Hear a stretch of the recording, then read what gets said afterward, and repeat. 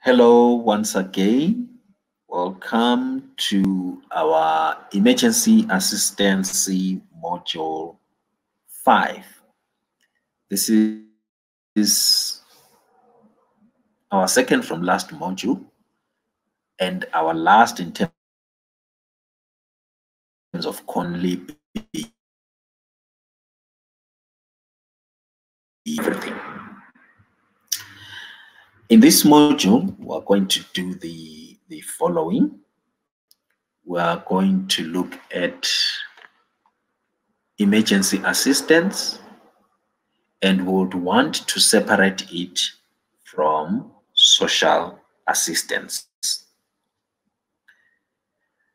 We will also look at this in terms of COVID-19, which has been an emergency issue, but you could draw lessons from this to also apply it in terms of other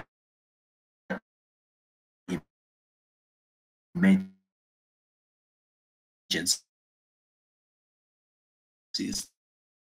that with locusts principles will apply. We will end with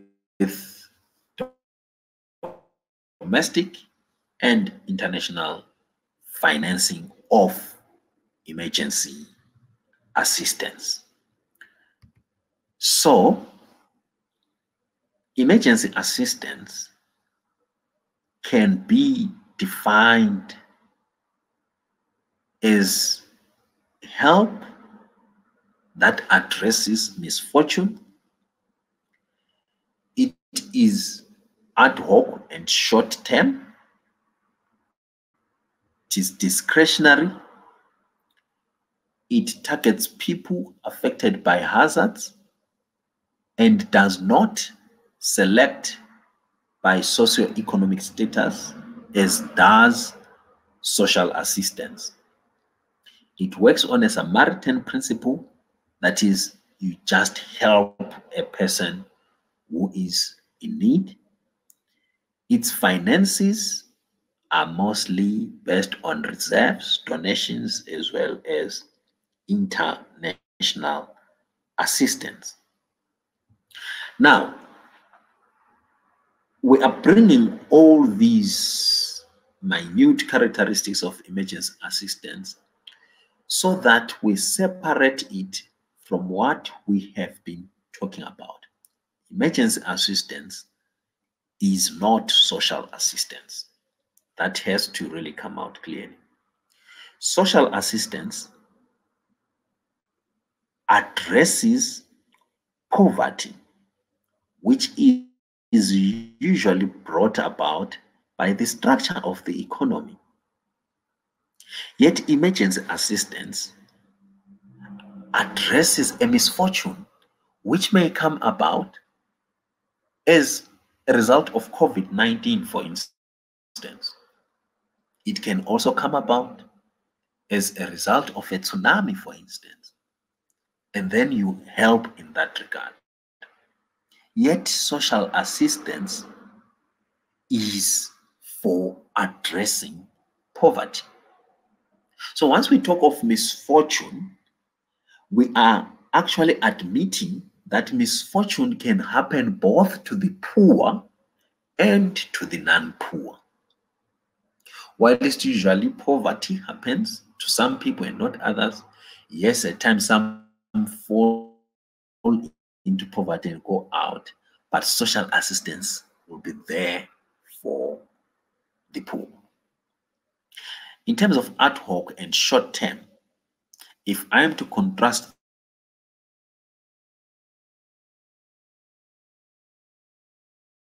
this with social assistance, I would stress the following. So countries now have social protection where social assistance is part of the game assistance. But emergency assistance will be very, very short term. COVID-19, it will be a thing of the past, right? In as much as some countries have dealt with cyclones, they are now a thing of the past. People have been helped, and so we can't call it institutionalized. It's very short term, and it's discretionary, right? And by discretionary, we mean that it is available at one's discretion. It's available as one so chooses. So this help comes at the discretion that this person has been affected. And as we have said, it targets everyone who is under hazard. Mostly social assistance only target the poor. And social assistance works on rules. It's not a Samaritan principle, but it's rights-based in some other countries. And it follows certain rules, certain policies that are in place. And it is tax financed. It's not from reserves. It's tax financed. It's not even mostly from donations, except in those countries where donors, and that is your international assistance, are coming in. So these are very subtle points that we need to have in mind as we approach emergency assistance. So let's particularly use COVID-19 as a case example. So we know from COVID-19 that the pandemic has overwhelmed the health systems of most countries. South Africa is currently battling with the number of cases that are shooting over the roof. So clearly the health systems are strained. You need to admit a lot of people in hospitals. But there's another side to this whole thing. The commitment of budgets, of time, and of other resources to health in terms of COVID-19 has meant that we have neglected, or if not neglected, there are disruptions in other health matters that have been of concern to Africa. Think of disruptions to measles vaccinations. You can think of disruptions to polio, to cholera,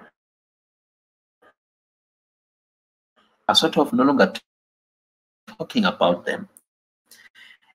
And these are some of the impacts that we'll start to feel after we have taken care of the emergence of COVID. Then we start to see that cholera has popped up again.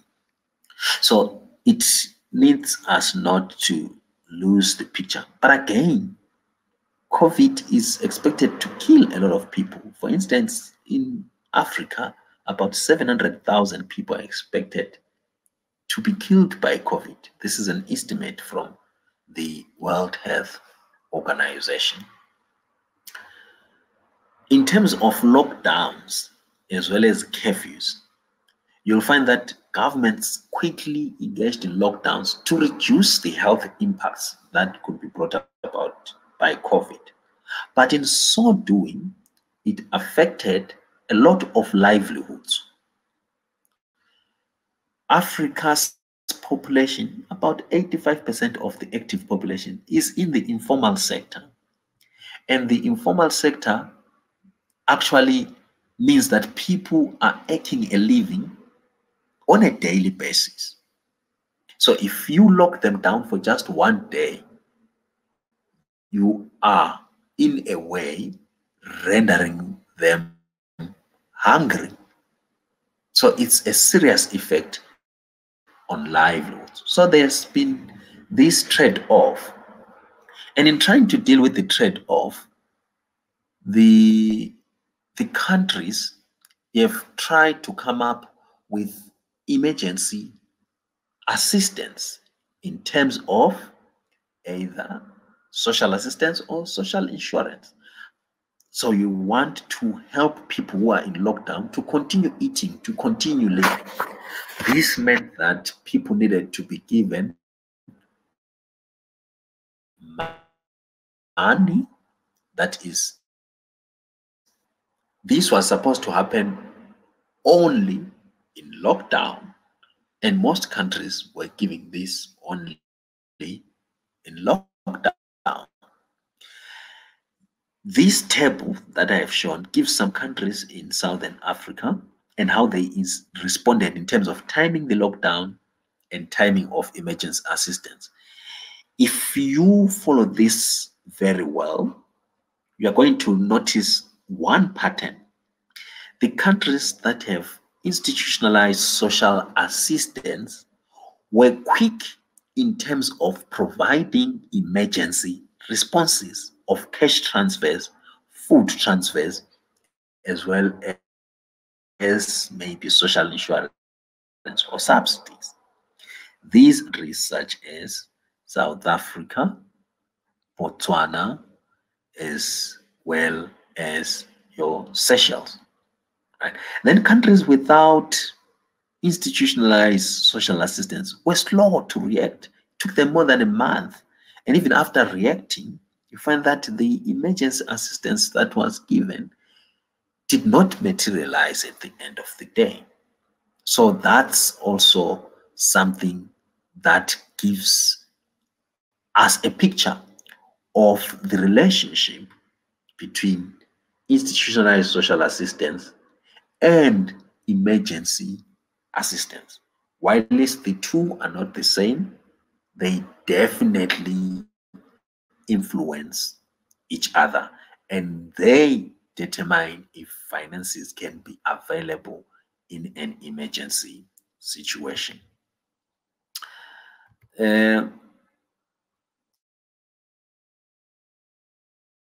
I will end this slide with it's no longer loading. Yes, I'll end the slides with international finances that have been availed during COVID-19. Now, there are three of them. The first one, the international organizations such as your IMF, has availed monies for countries, particularly even in Africa, to assist them with their foreign currencies or exchange. So what has happened is when COVID-19 hit, already most of the countries in Africa were already struggling. This meant that some investments started running away from Africa, right? So portfolio investments, people started shifting because they were afraid that as the currencies in Africa lose value, you're rather safe holding an international currency such as the US dollar, for instance. So as investors were moving out of Africa, there needed to be a stabilization of some sort. So the foreign currency provided from a facility such as the one given by IMF was very crucial for helping the exchange rates not to go haywire. Also, the availability of foreign currency was very, very helpful in terms of assisting the livelihoods of people. The downside of this monetary intervention by borrowing from IMF, for instance, is the high risk of being downgraded, because we are now in credit. Should countries fail to repay on time, most of them are going to be downgraded. So that's the downside. Two, you'll find that the international financing has been enabling governments to increase the scale of fiscal responses to shield health systems, for instance. they were able to put some hospitals, particularly in South Africa. Also, you'll find that some firms were rescued in terms of assisting them to continue employing their workers, and social insurance has also been availed for such workers. So this international financing has also been helpful in this regard. It has also protected businesses, particularly at a time when there was no demand.